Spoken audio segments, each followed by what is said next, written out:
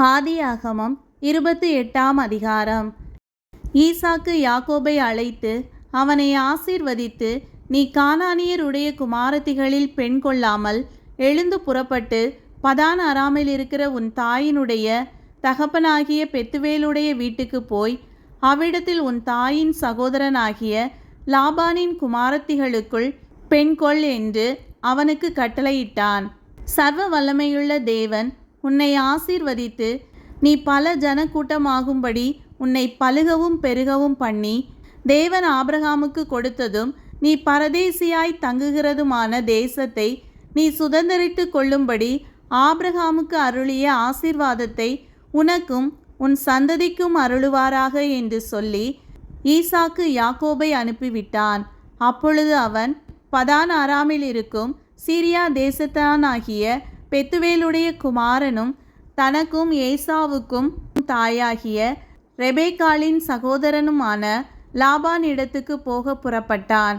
ஈசாக்கு யாக்கோபை ஆசீர்வதித்து ஒரு பெண்ணை கொள்ளும்படி அவனை பதான் அராமுக்கு அனுப்பினதையும், அவனை ஆசீர்வதிக்கையில், நீ கானானியருடைய குமாரத்திகளில் பெண் கொள்ள வேண்டாம் என்று அவனுக்கு கட்டளையிட்டதையும், யாக்கோபு தன் தகப்பனுக்கும் தன் தாய்க்கும் கீழ்ப்படிந்து பதான் அராமுக்கு புறப்பட்டு போனதையும் ஏசா கண்டதினாலும், கானானியருடைய குமாரத்திகள் தன் தகப்பனாகிய ஈசாக்கின் பார்வைக்கு ஆகாதவர்கள் என்பதை ஏசா அறிந்ததினாலும், ஏசா இஸ்மவேலிடத்துக்கு போய் தனக்கு முன்னிருந்த மனைவிகளும் அன்றி ஆபிரகாமுடைய குமாரனாகிய இஸ்மவேலின் குமாரத்தியும் நெபாயோத்தின் சகோதரியுமாகிய மகலாத்தையும் விவாகம் பண்ணினான்.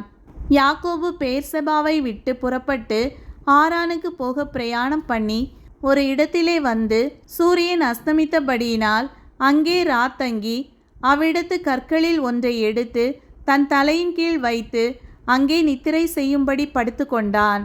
அங்கே அவன் ஒரு சொப்பனங் கண்டான். இதோ, ஒரு ஏணி பூமியிலே வைக்கப்பட்டிருந்தது. அதன் நுனி வானத்தை எட்டி இருந்தது. அதிலே தேவதூதர் ஏறுகிறவர்களும் இறங்குகிறவர்களுமாயிருந்தார்கள். அதற்கு மேலாக கர்த்தர் நின்று, நான் உன் தகப்பனாகிய ஆபிரகாமின் தேவனும் ஈசாக்கின் தேவனுமாகிய கர்த்தர்.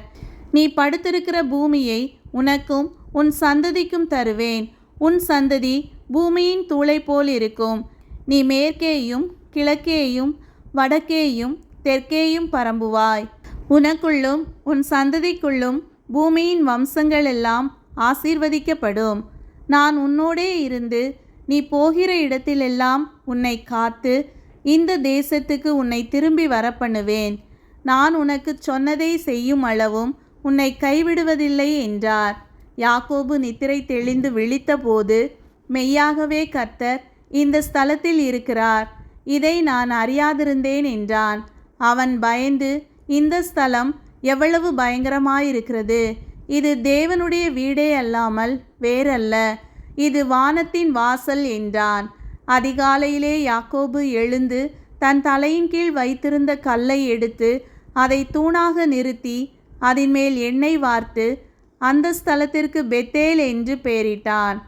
அதற்கு முன்னே அவ்வூருக்கு லூஸ் என்னும் பேர் இருந்தது. அப்பொழுது யாக்கோபு, தேவன் என்னோடே இருந்து நான் போகிற இந்த வழியிலே என்னை காப்பாற்றி உண்ண ஆகாரமும் உடுக்க வஸ்திரமும் எனக்கு தந்து என்னை என் தகப்பன் வீட்டுக்கு சமாதானத்தோடே திரும்பி வர பண்ணுவாரானால் கர்த்தர் எனக்கு தேவனாயிருப்பார். நான் தூணாக நிறுத்தின இந்த கல் தேவனுக்கு வீடாகும். தேவரீர் எனக்கு தரும் எல்லாவற்றிலும் உமக்கு தசமபாகம் செலுத்துவேன் என்று சொல்லி பொருத்தனை பண்ணி கொண்டான்.